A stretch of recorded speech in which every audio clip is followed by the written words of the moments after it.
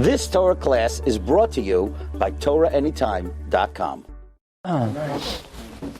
Okay, welcome back. So we begin our new season, Baruch Hashem, Tafshin Ayin Ches.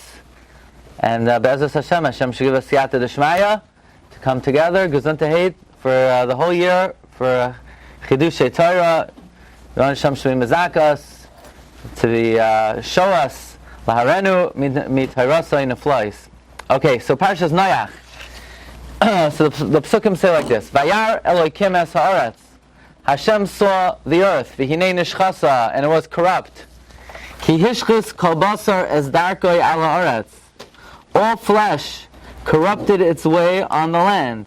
So Hashem saw the earth, and all flesh corrupted its way. Kol basar. Well, interestingly, Rashi says on the words ki hishchis kol basar, afilu behema chayav oif, even the animals, the wild animals, the birds, niskakin l'sheinan minan. They mingled. They did not stick to their own species. They had relations with other species. So in other words, it wasn't only ki hishchas adam, but it was hishchas kol basar. All the animal kingdom were deviated from the normal path. In the animal world, there is some modicum of proper behavior. And not only was it hishchas adam, but it was ki hishchas kol basar. And then the Rebbe Shalom says, "Vayomer Elokim leNoach." So Hashem says to Noach, "Kates kol basar ba lefanai." The end of all flesh has come before me. Meaning, I had enough. I got to destroy all flesh. Ki mola haaretz chamas mipaneim. The world is full of robbery. V'hineni mashchisam es haaretz. And I, behold, will destroy the earth. It's a very interesting question here. If you are sensitive to the nuance of the flow of the psukim, you should pick up on the fact that the pasuk seems to imply that only because Hashem saw that the animals were deviant, that's why He decided that He's going to destroy mankind. That implies that had the animals remained straight, even if mankind would have been acted immodest and improper, Hashem may have spared man. But Rebbe Shalom says, "Vayar Elokim es ki hishchas kol basar." Hishchas kol basar. Vayar Elokim leNoach kates kol basar ba lefanai. Well, what do the animal's behavior got to do with whether Hashem is going to destroy Adam? If Adam is worthy to be destroyed, then Adam should be destroyed, regardless of the modesty of the animals. And if Adam is not deserving to be destroyed, then the fact that the animals acted corrupt, why is that a reason to destroy them? So that is a very interesting question over here. What does Rebbe Shalom mean? What does it have to do with hishchas kol basar? And in fact, this is the question of a very interesting sefer. Shiur Tzuvos Rabbi Azriel Hildersheimer. Who is Rabbi Azriel Hildersheimer? He was the primary disciple of the Archaner of Yaakov Ettlinger. He lived from 1820 to 1899. The Shiur L'Meishiv, Rav Yosef Shaul Levi Natanzan, writes about Rabbi Azriel Hildersheimer. Harav, Hagoin, Hagadol, Hachacham, Hashalom, the Malois, the Midos. Very excellent accolades that he writes about Rabbi Azriel Hildersheimer. And in fact, at the age of 31, Rabbi Azriel became the Rav in Eisenstadt. And then, later on, he became the Rav of Kehilas Adas Yisrael in Berlin. And amazingly, this I didn't know, in 1861, he got an invitation from the Ksav Sofer to become the co-rabbi in Pressburg. So you always think about Rabbi Azriel Hildersheimer as one of the German Gedolim. If you ever saw a picture of the Archaner does not look like the classic Polish Gadol. He was educated in terms of in a secular way, and he had a different appearance than the Polish Gedolim. And his student was Rabbi Azriel Hildersheimer. But for the world of Hungary to bring in a Gadol such as Rabbi Azriel, it speaks volumes about the godless and Torah of Azriel Hildersheimer. Amazingly, Rabbi Yisrael Salanter is reputed to have said, and this is quoted in the Shas Teshuvos Sridei Yesh, that he's jealous of the Olam Haba of Rabbi Azriel Hildersheimer because Rabbi Azriel knew how to speak to young men.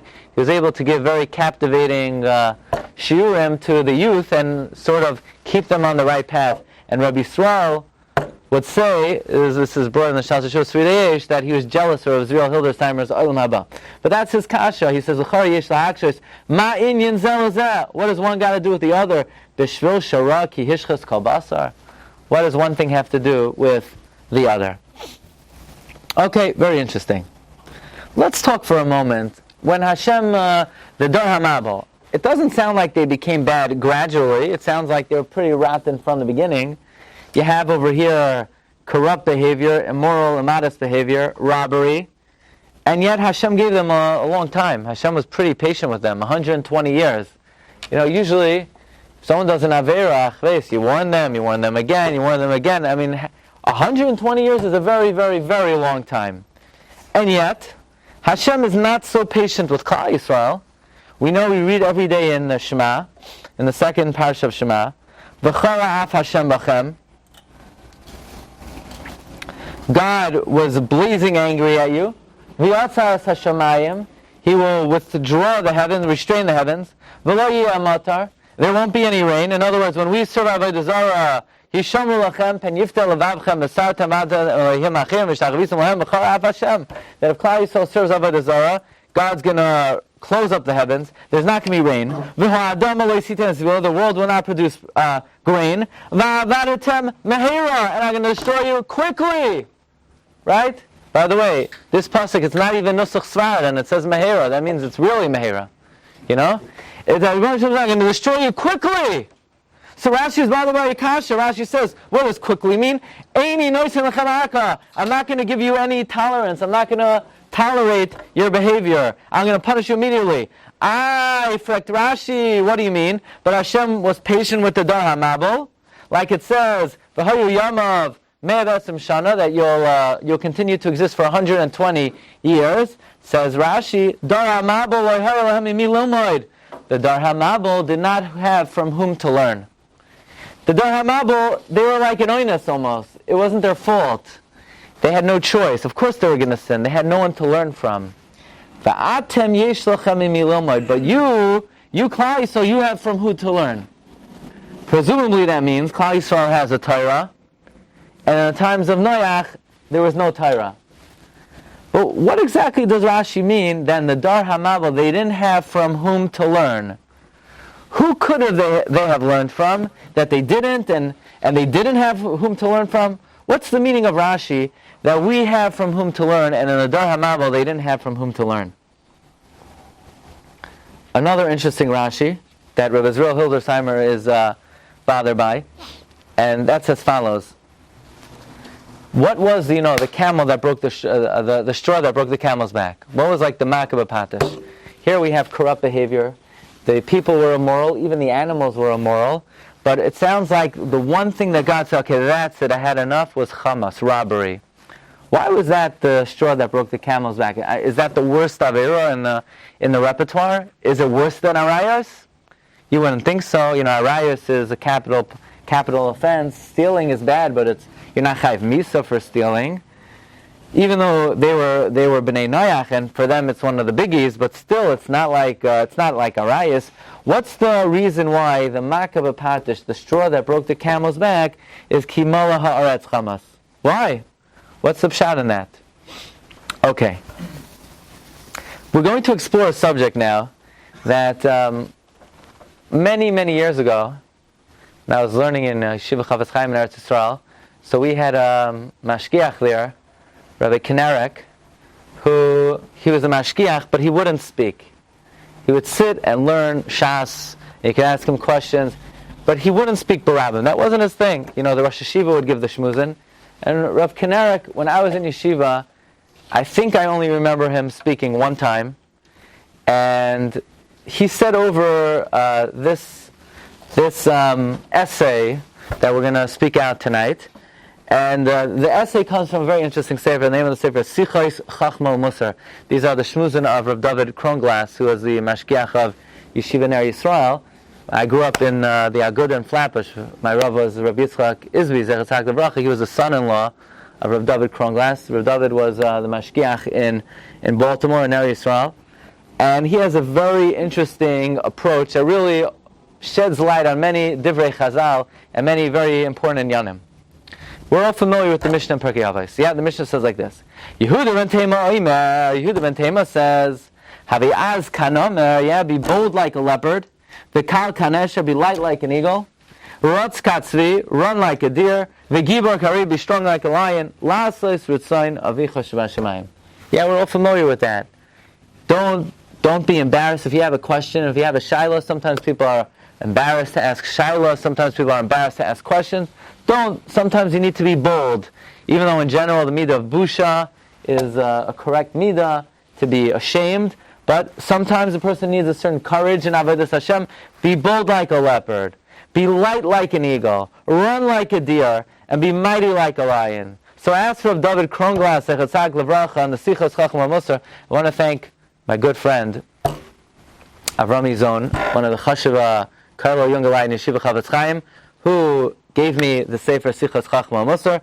He's the son of Rabbi Chanan Zon, the head of the Chevra Kadisha in America, and a very dear friend of mine.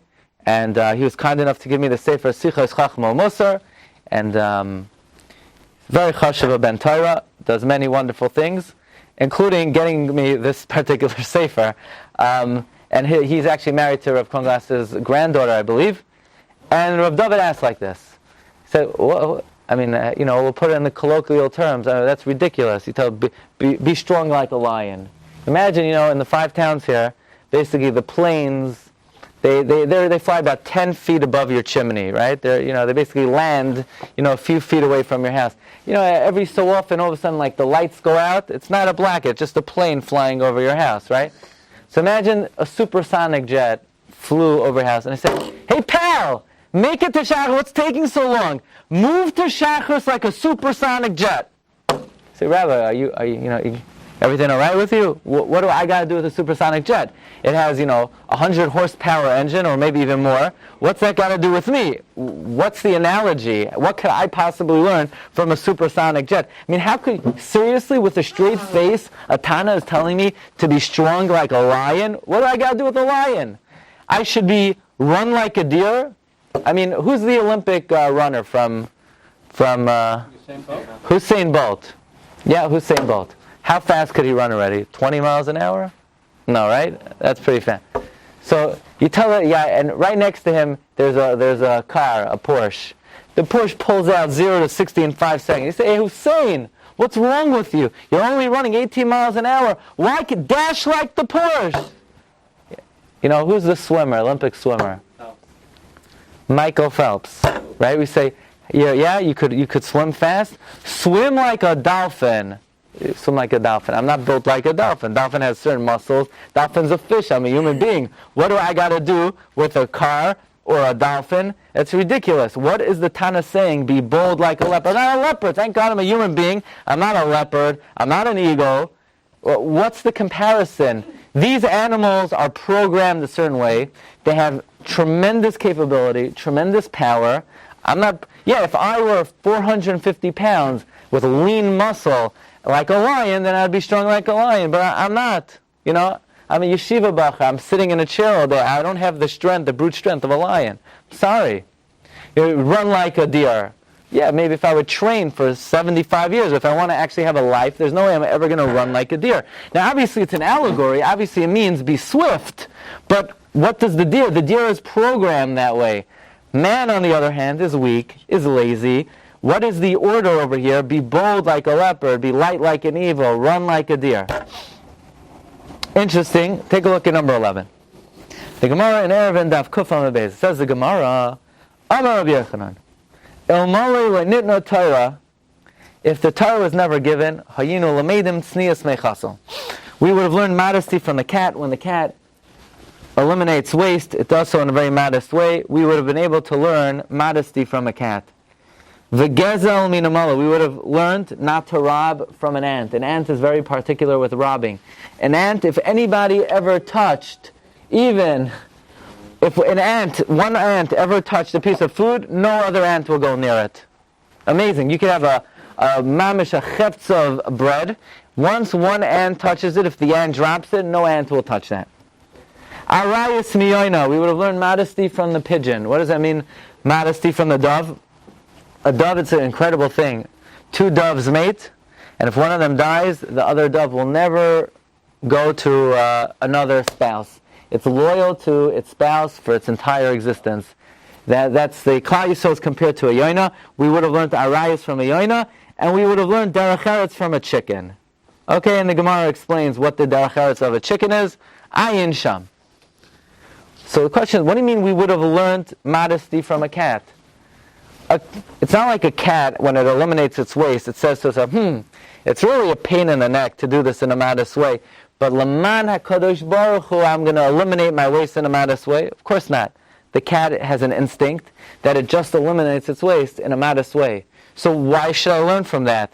I'm not programmed that way. For me, I'm busy. I don't want to go through the trouble of what the cat goes through. Or let's say the yaina. Fine, very nice. The yaina is faithful to its spouse. That's because the yaina doesn't have a yetzer hara. It's programmed. It's not like the yaina has free choice and makes a commitment of loyalty to its spouse. That's just the way a yaina is programmed. So what can I possibly learn from a yaina? Imagine like this. Imagine you tell somebody, pal, I don't understand you. Sometimes you daven, sometimes you don't daven. You should learn from your alarm clock. Your alarm clock rings every morning, so you should come to Shachris every morning. You say to the guy, Shaita Sheba Olam. The alarm clock, once you press the button that it should go off, it's going to go off every morning. But some mornings, it's so dark outside in the morning, there's no way I'm getting out of bed. What do I got to do with my alarm clock? I mean, that's absurd. That's ridiculous. Really, Chazal say we would have learned midos from animals? Why would I learn? How could you tell me to be light like an eagle? I'm so tired. I slept 5 hours last night. And then after 2.5 of those hours, the baby woke me up. How could I be swift like an eagle? And here it gets even more interesting. Take a look at number 12. At the end of the Torah, in Parshas Nitzavim, the pasuk says, "Hayidoisi bachem hayom." I call to testimony against you today, as hashamayim v'yasa'aretz, heaven and earth. Hachayim v'hamavas nasati lefanecha, life and death I place before you. Habracha v'haklala, and choose life. Says Rashi, why is God invoking the sun and the moon? Says Rashi, an amazing thing. HaKadosh Baruch Hu says to Klal Yisrael, look at the heavens. I created the heavens to serve you. You ever look at the sun? Did the sun ever say, you know what, I'm not getting up this morning? Did the sun ever put its pillow over its head and say, that's it? Why don't you try having a dark day? Did the sun ever not rise in the east? No, of course. V'zach hashamesh uba hashamesh. Look at the earth. Did you ever plant something and it just decided not to grow? Did you ever plant wheat and barley grew? So Rabbi did. So look, think about it. The sun is not being rewarded for doing the right thing, and he won't be punished for doing the wrong thing. So you're rewarded for doing the right thing, and you're going to be punished for doing the wrong thing, of course you should take care of what you need to do. Think about it. The sun gets up every morning. You got to get up every morning for Shachris. If the earth always does its job and produces grain and does not produce wheat instead of barley or vice versa, then you open up the Shulchan Aruch, see what it says, and just do it. Why are you any less than the earth? The earth is not even rewarded. The earth is not even punished. So Achas Kama, you need to do your jobs. And again, Rav David Kronglass asks, that's absurd, that's ridiculous. What do you expect the sun? Is there an alternative? Can the sun say, you know what, I'm not really in the mood? Can the sun say, you know, I have at least 6 days off a year? The sun is programmed. It's like saying, you know, take a look at your phone. Yeah, this is a bad example. You know, whenever you dial, it always works. So, you know, I don't know if that's a good example. But, of course, in nature, things are programmed a certain way. There's no alternative. They don't have a choice. That's just the way they are. Right? Imagine if God said, well, every time you drop something, it goes to the ground, right? Every time something, gravity always works, so you also always follow the Torah. Well, one thing got to do with the other. You know, does that resonate with you? Is that an effective argument? Let's talk about the ant. Amazing thing. Shlomo HaMelech says in Mishlei, in Parak Vav, Pasuk Vav, Lech el nemala atzel, go to the ant, you lazy guy, you lazy person, re'ei deracheha, see her ways, v'achacham, and be wise. Now, this is not Aunt Matilda, right? This is a namel, right? An ant. Asher ein lo katzin, there's nobody telling you what to do. Shaita, there's no ruler, or moishel, there's no governor. There's nobody whipping the ant. Move, get up! The ant never rests. It's working. What's it doing? Tachin bakay, it's lachma. It's preparing in the summer, it's bread. Agra bakatzer machala, it's gathering harvest. It's the food for its harvest. Meaning the ant is always moving, always working, always gathering. It never rests. It never relaxes. Ad masai outsal tishkav. So how long are you going to rest, lazy man? Lazy woman? Masai takim mishnach. When are you going to get up already? So says the Medrash, an amazing Medrash. Says the Medrash, why is Shlomo HaMelech telling me to learn from the ant? You know, I might say, hey, lazy man, look at the Chafetz Chaim. Look at the Vilna Gaon. Vilna Gaon slept, 4 30-minute slots in 24 hours. No. The Shlomo HaMelech says, forget Gedolim. Look at the ant. You know what the ant does, says the Medrash? An ant has a 3-floor house. It doesn't live on the top floor because it leaks in. It doesn't live on the bottom floor because it's dirty. An ant, what is the lifespan of an ant? It only lives 6 months. Why 6 months? Any animal that has no bones or sinews can only exist for 6 months. And in 6 months, all it can eat is 1 stalk of wheat and a half, 1.5 stalks of wheat. And it gathers, and it gathers, and it gathers, and it gathers, and it gathers, to the point where one time they looked in the lair of the ant and they found 300 core, which is basically if the ant would live from the beginning of time until 1,000,000 years, it would be more food than the ant could ever eat. Why does the ant gather so much food? Because it says maybe God will decree that I should live long, and what am I going to eat? And therefore the ant gathers and gathers and gathers and gathers. It never stops gathering. Says Shlomo HaMelech, lazy person, look at the ant. Gather mitzvahs. Gather for what? What do I need to gather for? Because Olam Haba is a very, very long time. I know, when you're going on a trip for Sukkot, let's say you go away for the whole Sukkot. You ever wonder, why am I taking so many bags? I'm only going for 8 days, for 9 days. Like, why have to gather, how many pairs of shoes do you need already for 9 days? But people, they go for a Yom Tif, and it's like they're taking suitcases, tractor trailers, caravans. People take a lot of stuff. And if you're going away for a year, how much do you have to take? And what if you're going away forever? You need a lot of food, right? Some people, they go away for a weekend and they have like coolers full of like they'd be going to Africa. No. How much provisions does a person need if they're going away forever? So says Shlomo HaMelech, learn from the ant. The ant doesn't even know, it doesn't even have any certainty that it's going to live beyond 6 months, and it's gathering and gathering and gathering. Arachas kama kama, a person knows they will need provisions forever and ever and ever. Not only that, but the ant is so careful that it doesn't steal anything that might belong to another ant. One time, says the Medrash, an ant dropped something, and the whole colony passed by, they didn't touch it, and the ant that dropped it was able to go back and get it. It's like they say in Kelm. In Kelm, if you would leave like a pen on the windowsill, you could come back 40 years later and it was still there. Nobody would take it. Well, that's the darach of the ant. Marv Rabbi Isai, I don't understand. Here you're telling a couch potato, he's sitting there, he could barely move.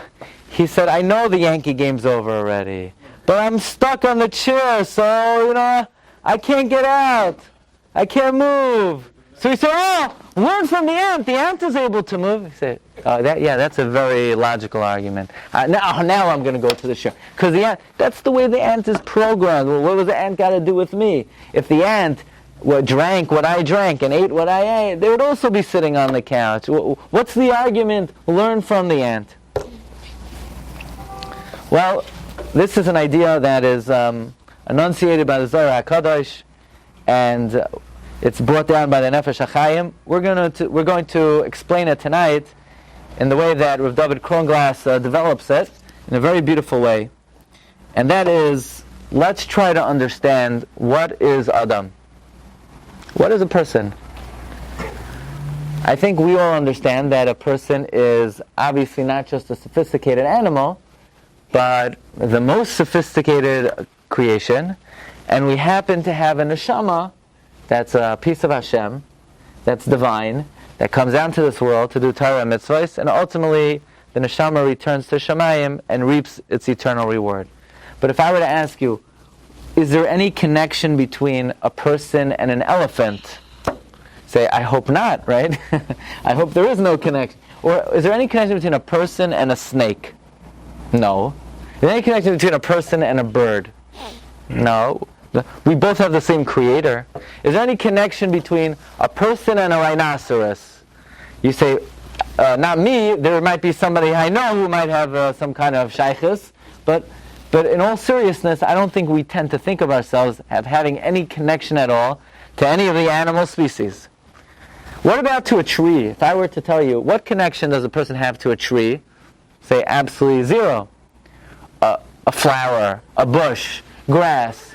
You know, if I were to, is there any connection that we have? What about to a rock? You say, yeah, I know a guy who's like a rock. No, but seriously. We know there are different types of matter. There's a doimim, there's inanimate objects, there's tzemeach, there's entities that grow, there's chai, living creations. And we tend to think of it as just 4 different categories of matter, and they're not really connected. If you look in Avos Rav Nosson, Parak Lamed Aleph, the Avos Rav Nosson says an incredible thing. It's the first word on the line is about 14 lines down, is harbe. Says the Avos Rav Nosson in Parak Lamed Aleph, Halacha Gimel, Kach HaKadosh Baruch Hu Yehei Shmoi HaGadol Mevarach La'olam Yomei Olamim B'chachmasai U'b'sfunasai Baras Kol Ha'olam Kulai. With his wisdom and his understanding, he created the whole world. He created the Shamayim and the Aretz. And he created in man whatever he created in the world. Whatever exists in the world exists in man. And we'll explain what this means. Whatever exists in the world exists in man. Listen to this. It's an amazing idea. Hashem created forests in the world. There's a forest in a man. You know what they are? You know what the forest in the man is? Your hair. Your hair is a forest. Hashem created wild animals. There are wild animals in you. There are lions and tigers and bears in you. You know where they are? In your intestines. You know what? You know how wild your intestines are? You know what kind of acids are being excreted in the digestive system? You know how the muscle digestive system are churning? There are elephants and lions in there. The other Samnasan continues. Hashem created putrid water in the world. That's the mucus. Hashem created ocean, salt water. Those are the tears. Hashem created doors in the world. Man's teeth. People forget to close the doors. That's the only problem. Hashem created sweet waters in the world. That's man's spittle. Hashem created towers in the world. That's your neck. Hashem created pegs. Those are your fingers. Hashem created kings. That's your head. Hashem created advisors. Those are your kidneys. Meaning, whatever phenomenon there are in the world, whether physical phenomenon, mountains, rivers, they're in the human body. Positions of grandeur, they're in the human body. Regions of the world, forests, it's all, the human body then is what is called a microcosm of the world. If you want to know, if one would be able to study the human anatomy and really get it down to a science, from there they could understand Kala Olam Kulai. A man, so to speak, is a miniature universe. With this, the Zohar HaKadosh unlocks one of the greatest mysteries in the Torah. It's an incredible pasuk. And all the Mefarshim struggle. Take a look at number 23. And God said, now remember, when it came to creating the light, Hashem said, Yihiar. When it came to the sky, Yihirakia. When it came to the land, Tache Eretz Desha. When it came to the waters, Hashem said, Vayomer Elokim, Yikavu Hamayim. Vayomer Elokim, Yihima'oros. Vayomer Elokim, Yishutzu Hamayim. Vayomer Elokim, Nasa Adam. Let us make man. Who's God talking to? Who's the us? Isn't there only one God? What does God mean, let us make man? So Rashi says, it doesn't really mean us. Hashem was just showing modesty, humility, that a great person should always ask the advice of his inferiors. Hashem was asking the Malachim if he should make man, but Chas v'Shalom, God never made man together with any deity. There is no other deity. It's just an expression. But the Zohar HaKadosh is not satisfied with that answer alone, and the Zohar reveals to us an incredible idea. That you know what a man is? A man is a composite of everything that was created in the first 6 days. That in man is sun and moon and stars and dry land and water and luminaries and fish and birds and reptiles and a rhinoceros and an elephant and a lion and a bear and a boa constrictor and a viper and all kinds of spiders and bugs, and every creation is in man. And after, what was the last thing Hashem created? The last thing God created was man. So Hashem, before he creates man, he turns to all of creation and he says, okay, we're all in this together. Everybody contribute your characteristic and personality, put it in the pile, and I'm going to mix it together and make a man. Nasa Adam, who's us? All of creation contributed to man.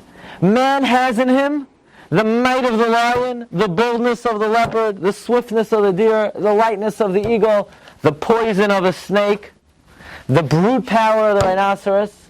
Now obviously, not literally, but the personality and the characteristics of every dimension of the world exist in man. And then it is incumbent upon us to tap into our inner being and access all of these forces that lay dormant inside of ourselves. Nasa Adam, you know who created man? All of creation created man. Rabbi Chanan says an incredible thing. What's the last pasuk in Koheles? Yeah, last pasuk is Soif Davar Hakol Nishma. At the end of the day, after everything has been heard, Esoleikim Yira, fear God, Ves mitzvos of Shemar, guard the mitzvos, Ki zeh kol ha'adam.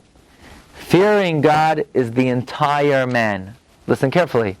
The entirety of man, the definition of man, what is the sole definition of Adam? Yiras Shamayim. Really? That's all man? That means if you don't have Yiras Shamayim, you're not a man? Why would that be? What about a guy who's very polite and very courteous and very respectful? He just doesn't fear God. He's not a man. Why wouldn't he be a man? Why would Yiras Shamayim be the only criteria to be considered a man? Says Rabbi Chanan Wasserman, quoting the Zohar, what does it mean, Nasa Adam? Nasa Adam means that God turned to the elephant and the lion and the snake and the viper and the tiger and the cheetah and all the vicious animals. And Hashem said, let's make man. So Marav Rabbi, who's more dangerous? An Adam or a boa constrictor? Avada an Adam is more dangerous. Because a boa constrictor is only a boa constrictor. But an Adam is a boa constrictor and a rattlesnake and an elephant and a lion and all the vicious animals together. You know, if you don't think that's true, who caused more harm? One lion or one Hitler? One lion or one Stalin? One lion or one Khmelnytsky? An Adam can be the biggest chaya ra, much worse than an animal. Primarily because, aside from the fact that a human being has in them the capability to be vicious, they also have one thing that makes them much more dangerous. They have das. So if the lion only had das, he'd figure out a lion can never drop an atom bomb. An Adam could drop an atom bomb. Mamela, the question is, how strong does a cage have to be to hold down a lion? Has to be, you can't. I would not recommend using plastic, poles for the lion cage. You need steel. And how strong does the cage have to be to hold in the snake? So over Chol we went to the Bronx Zoo, so on the glass by the snakes, it said, don't tap on the glass, because what would you do if it breaks? Taka, it's a good argument. Good point there, right? How thick that glass has to be. Says Rabbi Chanan, if you need a strong cage to hold down a lion and you need iron chains to hold down a tiger, just imagine what kind of chains a person needs to restrain all of these animal forces within them. What are the chains that contain a person and restrain a person's animal instincts? There's only one bar and one chain. You know what that is? Yirah Shamayim, fear of God. Fear of God is what keeps all. Now, you see, the thing is, we're jam-packed. Because on the one hand, we could use our lion quality when that alarm rings to jump out of bed and run to shul. And we could run and be swift like a deer. And when things are difficult, we'll see. You know, sometimes a person says, I have to learn every day. Are you every day like Old Faithful? I mean, come on, that's not so exciting. I mean, I'll learn once in a while. Every day, Shachris Mincha Marav learning? So don't worry. Look at the rock. Does the rock have an exciting life? The rock is able to sit there for how long? You know, person says, well, my limit in shul, Shabbos morning, is 11 o'clock. The moment 11 o'clock comes, I don't care where the chazin's up to. I'm out of here, I did my time. We say, pal, look at the rock. The rock doesn't say I'm only sitting here for X amount of hours. The rock just sits there, and it doesn't move. So sit at the shiur and don't move. No, I have to check my phone. No, the rock doesn't check its phone. See, I'm not a rock. You are a rock. You have the characteristic within you to be like a daimim. And you could tap into it, and you could unleash it, and channel it for Avodas Hashem. But instead, what do? Sometimes we sit at a shiur like a rock. You know, there are different abilities of a rock, different capabilities of a rock. There are different capabilities. We're going to develop this a little bit further. Memela, you know why the Rebbeinu Shalom, you know why Chazal could tell us, be bold like the leopard? Isn't that ridiculous? No! You have the karach of the leopard in you. You just need to unleash it and access it. You have the gevura of the lion in you because you're an Adam, and an Adam is a composite of all creation. You have the gevura of the lion in you. You just need to access it. You have the swiftness of the deer. You have the lightness of the eagle. You have the alacrity and the energy of the ant. Yes, you could work hard in Avodas Hashem, like the ant, because you have that capability. The ant was kind enough to donate its characteristic in your creation. But on the other hand, we also have the laziness of the slug. So you have to know when to access energy, and when to access laziness, and when to access. In other words, if somebody says, come with me to this bad place, you say, I'm sorry, I'm very tired right now. I'm a slug. I'm just going to sit in my place right now and utilize that characteristic. And when it comes time, and when people are doing the wrong thing and you need a certain gevura to stand up to it, that's when you unleash the power of the lion. But Yirah Shamayim is what contains all of these dangerous forces. So my good friend Dr. Penner said maybe we could read the pasuk. Take a look at number 23. Vayomer Elokim, Hashem said, Nasa Adam. He turns to all of creation. He says, let us make man. V'yirdu, it's typically read, man will dominate the fish and the birds and the animals. So we tend to think, yeah, man's going to go out and be a fisherman, and man's going to go out and be a hunter, and he's able to trap, and that's certainly true. But maybe the message of the pasuk is, V'yirdu, he will dominate the fish in him, the bird in him, the behema in him, the remes in him. The purpose of man is to be able to control these instincts and harness them and hone them and channel them in the proper way. So let's just make a right turn and then a left turn. Says Rabbi Zriel Hildersheimer like this. We say in Shema that if Klal Yisrael serves Avodah Zarah, Hashem has no patience. Why? Because we had who to learn from, and we're not learning from them. But in the Dor HaMabul, we have no one to learn from. So ask Rabbi Zriel Hildersheimer, what do you mean we had no one to learn from? But the Gemara says in Eruvin, we could have learned sneos from the cat, we could have learned carefulness from Arayas from the dove, and we could have learned darachos from the chicken. So why couldn't we have learned from the animals? And since we could have learned from the animals, God should have destroyed us right away. No. The problem was we weren't able to learn from the animals. Why weren't we able to learn from the animals? Ki hishchis kol basar. They're all deviant, they're all corrupt. So when God saw us, says Rabbi Zuel, ki hishchis kol basar, that all the animals were corrupt, then it's kol basar. Rabbi Hashem said, okay, now there's no alternative. It's only, why did Hashem have to destroy man? They were hopeless. Why were they hopeless? They had no one to learn from. Why didn't they have anyone to learn from? Because all the animals were corrupt. So why did Hashem destroy them right away? Because they were also an onus. It wasn't their fault. They couldn't even learn from the animals. But we only find that the animals were corrupt in Arayos. But we don't find... So what does that mean? That means the dove, who's normally very careful and very chaste, deviated. And instead of being loyal to its spouse, was immoral. But we don't find anywhere in Chazal that the ant started to steal. Oh, says Ribbon Shalom, the reason why their decree was sealed is because of robbery. Why? Because robbery, that they should have learned from the ant, not to steal. That's the one characteristic, that's the one zehiros that the animals continue to be zahir in.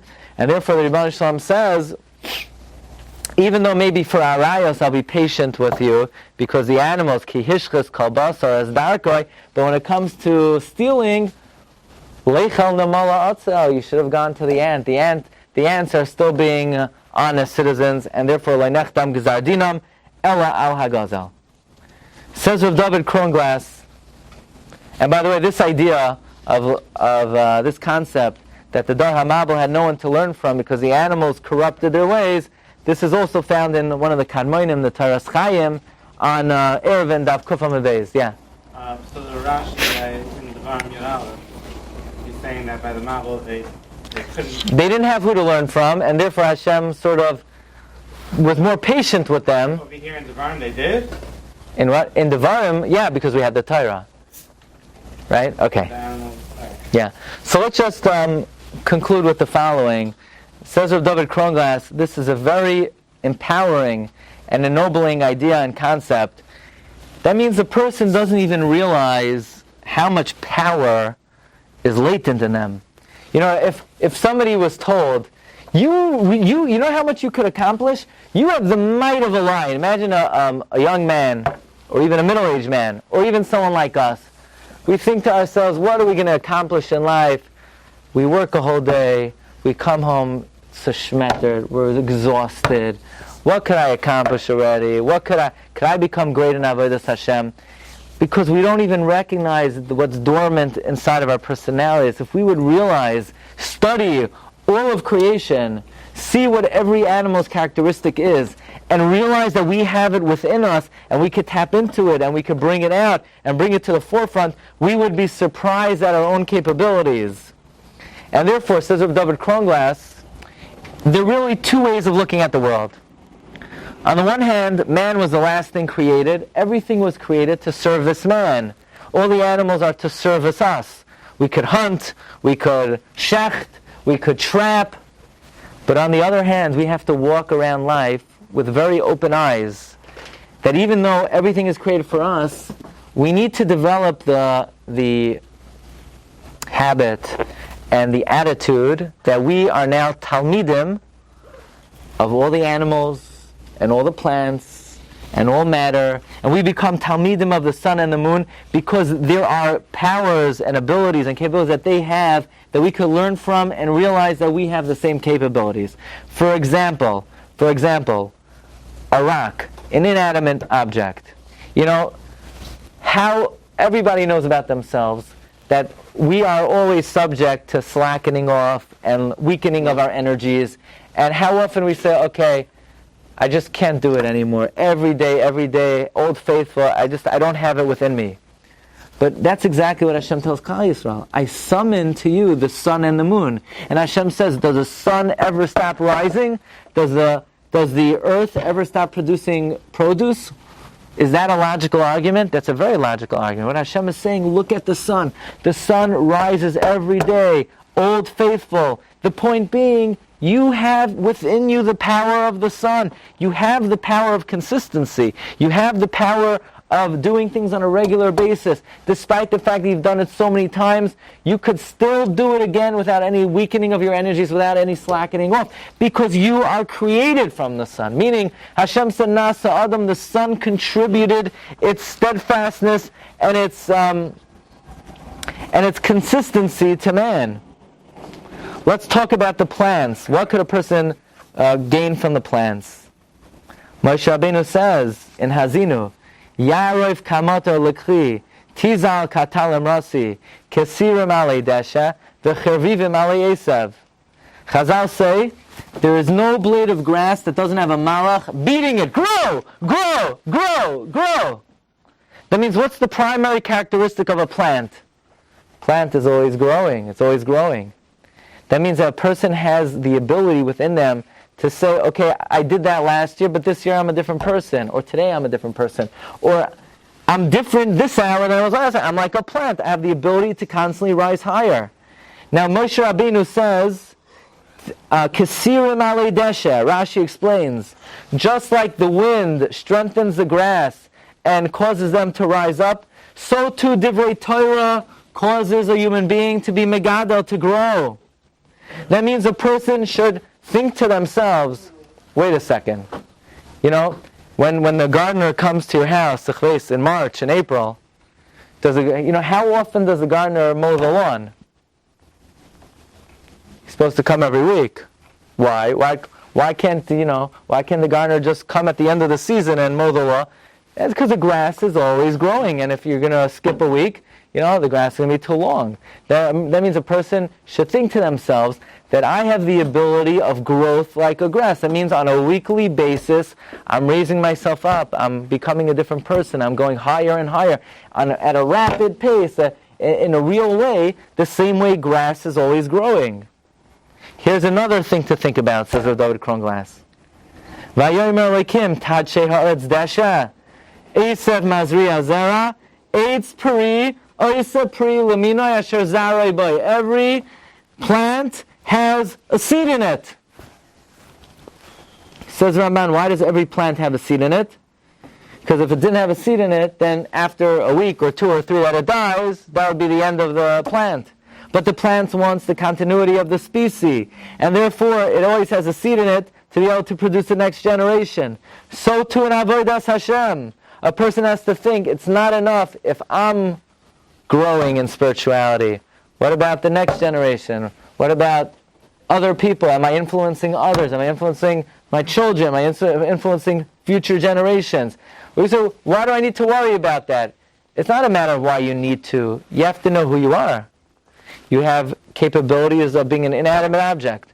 When somebody insults you and you want to punch them in the face, you should say to yourself, right now, I'm a rock. I don't need to react. So you say, how is it you? But I'm a human being. I'm insulted. My feelings are hurt. I need to strike back. No. Right now, you're a piece of dirt. Just say that. You have that ability to make it, to nullify your existence. What does the Navi Yeshaya say? Yada shar kainehu v'chamar evos ba'alav. That the donkey and the ox, they know who feeds it. They know who the master is. They will not go work for someone else because they have a certain loyalty and hakaras hatoiv to the master who feeds them the food.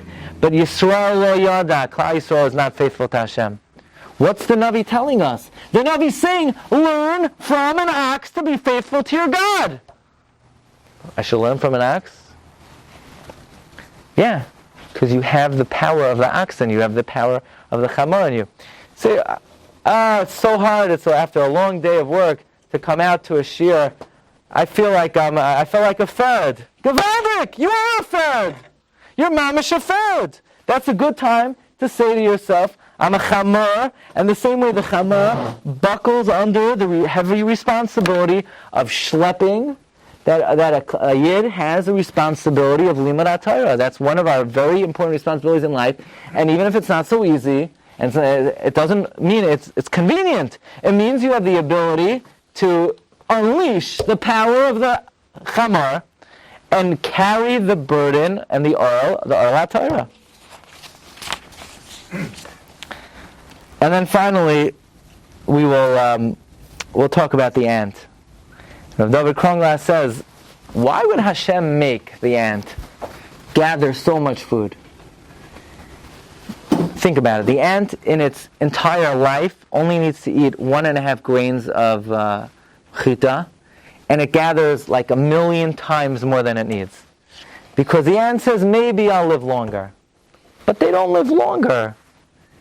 He says it could be God only created the ant as a message to us that a person should never be satisfied with the amount of Torah mitzvahs that they amass, because even though the ant doesn't know that it will live beyond 6 months, we do know that there's a world of eternity that we have to prepare for.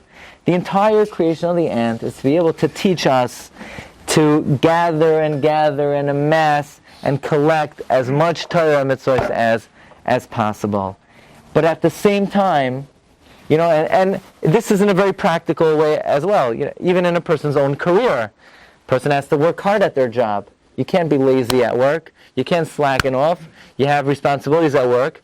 You learn the lesson of the ant. But at the same time, sometimes when a person is very ambitious, so they step on everybody, and if they could chop $1 that would have gone to somebody else. No, the ant, despite being so ambitious and very hardworking, is extra. The same ant, which is the most ambitious of all the animals, is the most careful from robbery.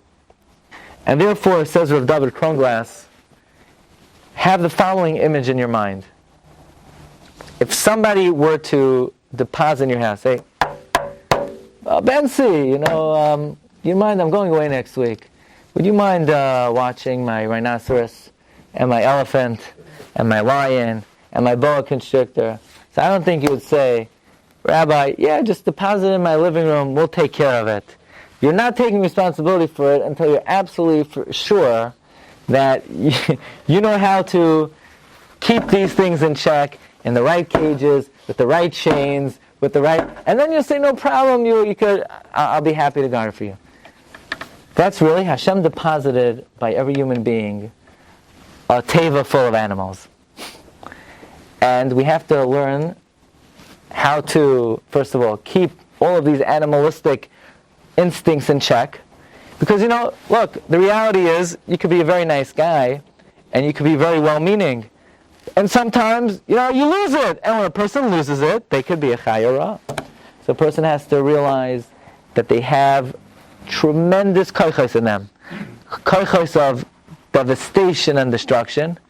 And a person has to learn who they are, what their capabilities are, and also, and even more importantly, to channel all of these forces, unleash them, unlock them, access them. And if a person recognizes that they're loaded, every human being, sometimes you look at your kid, oh, my kid, what's going to be with them? Is he really talented? Is she really talented? Are they really capable? Are they capable?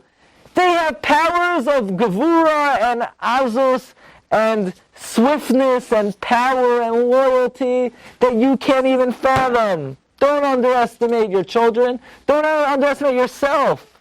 Person says, I'm not an important. I don't really have such great capabilities. What are you talking about? You're a killer whale. You're a tiger.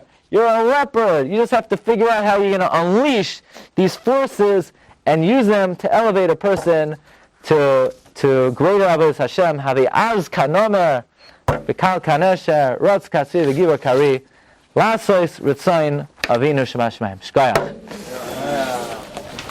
You've just experienced another Torah class brought to you by TorahAnytime.com.